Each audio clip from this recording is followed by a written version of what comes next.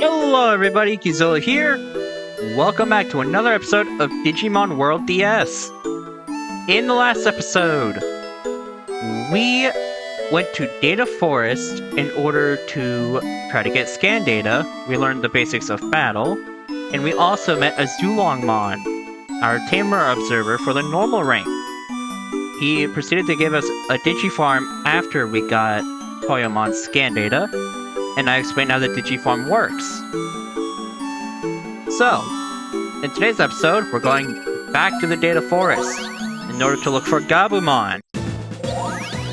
So now that we are actually able to explore in the Data Forest instead of just going a little bit beyond the screen, we can actually encounter wild Digimon here.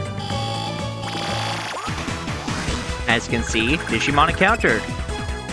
So since we're a normal tamer, any in-training Digimon that we find will be given 15% scan data per Digimon we encounter. And this, again, will stack over time. So, the Digimon that we can find here are, well, for now, include Betamon, a rookie Digimon, Gaburimon. Yes, you can find Gaburimon here.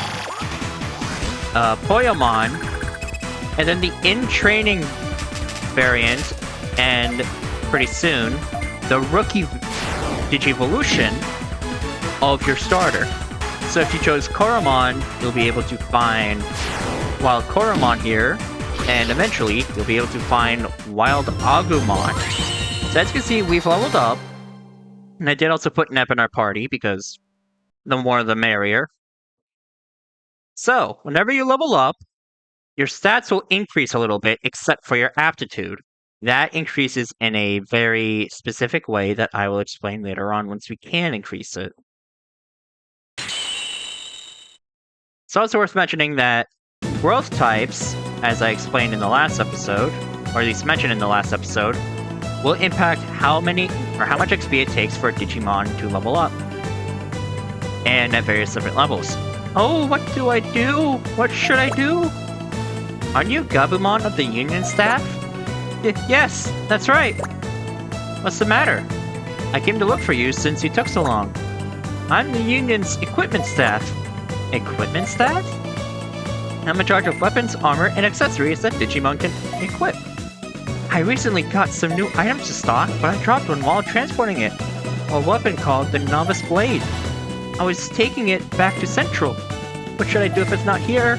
I must be back at that place. Okay then, let's go back to check. But Ogremon are known to appear in that area, so it's very dangerous. Oh, I got it. Huh? What's that? Why don't you go get it for me? What? Me? Sheesh, alright. Thank you, you're a lifesaver. He's sending us to our doom, guys. This is a shortcut. I appreciate it. Okay then, I'll be going. So, I highly recommend that for now you try to grind yourself up to level 5 for both of your Digimon. Yeah, this is what a Betamon looks like. Now, Betamon will give you Aquan experience, while Gaburimon will give you Beast experience. Also, an added benefit of having multiple Digimon in your party is that your Digimon will often be able to act more often. Poyomon will give you 3 Aquan DNA. And it's worth mentioning that if you chose Koromon, it will give you 3 Dragon experience. If you chose Tanamon, it will show up instead of Koromon. It will give you 3 Insect experience. While if you chose Sunomon, that will show up instead of the other 2, and it will give you 3 Beast experience. Again, I highly recommend leveling up a little bit, just to prepare for what's coming. Also, another thing that I should mention is that now that we have 2 Digimon in our party, as you can see, Attack and Spirit support are enabled. Various different Digimon will give different supporting effects.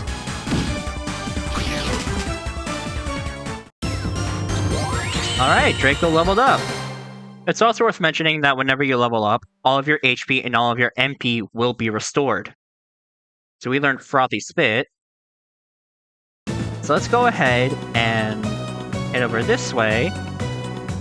Try and encounter one last fight. Well, 1 to 2 last fights in order to try to gain enough experience for Neff to also reach level 5. So, Frothy Spit. This is stronger than Charge, but it requires 8 MP. And if a Digimon does not have the requisite MP to use their move, then you can't use that move. Alright, there we go. So now that they both know Frothy Spit, let's go ahead and save our game because we are about to enter a boss fight. Whenever you see that small purple, whenever you see this purple tile right here, that means you're about to enter a boss area.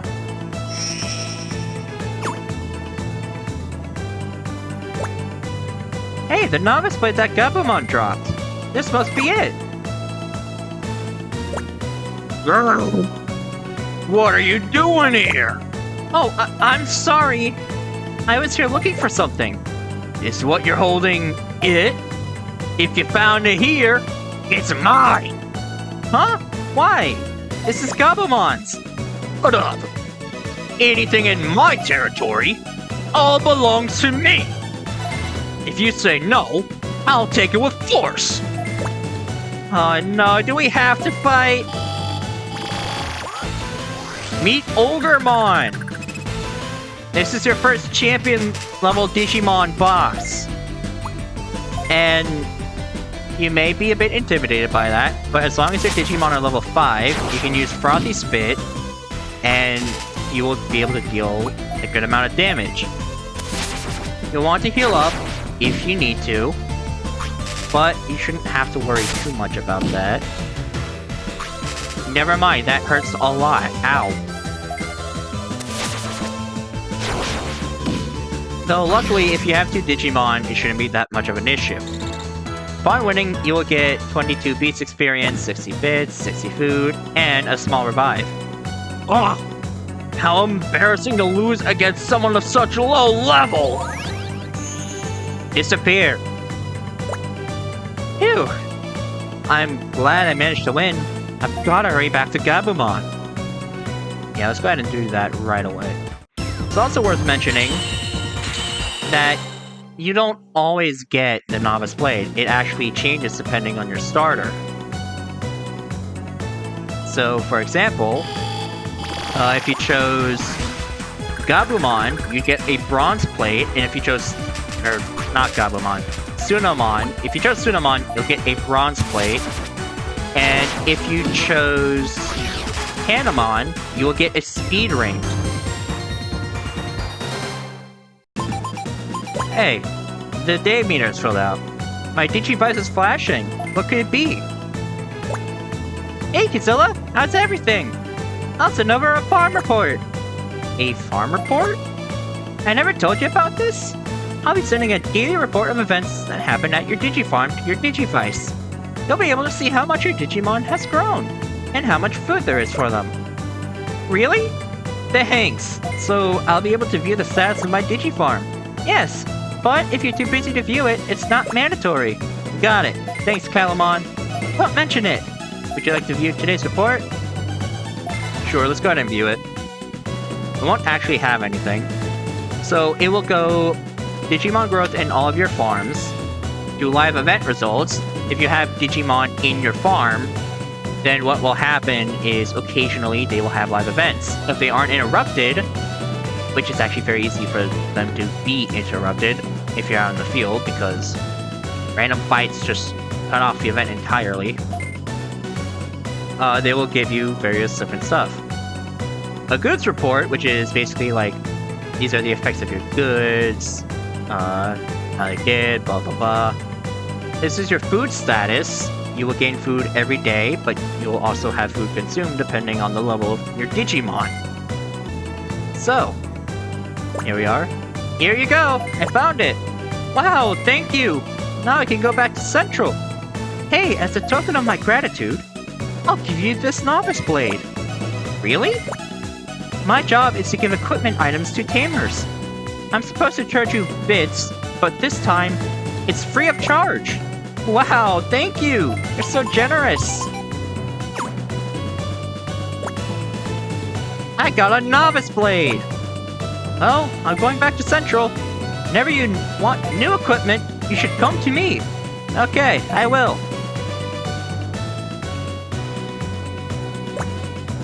We should get back to the Digi Farm. And indeed we shall. Here we are, back in Central. So if you try to talk to a Zulongmon, he'll just tell you to go to your farm, so let's go ahead and do that. Izilla, welcome back! Hi, I'm back. I'd better get to raising my Digimon. Oh, it's a call from a Zulongmon. Well done, searching for Gabumon.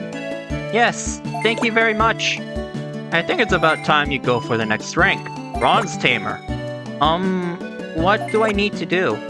To become a Bronze Tamer, the Digimon have to accept you as a Noble Tamer. A Noble Tamer? Yes, but this is all I can tell you.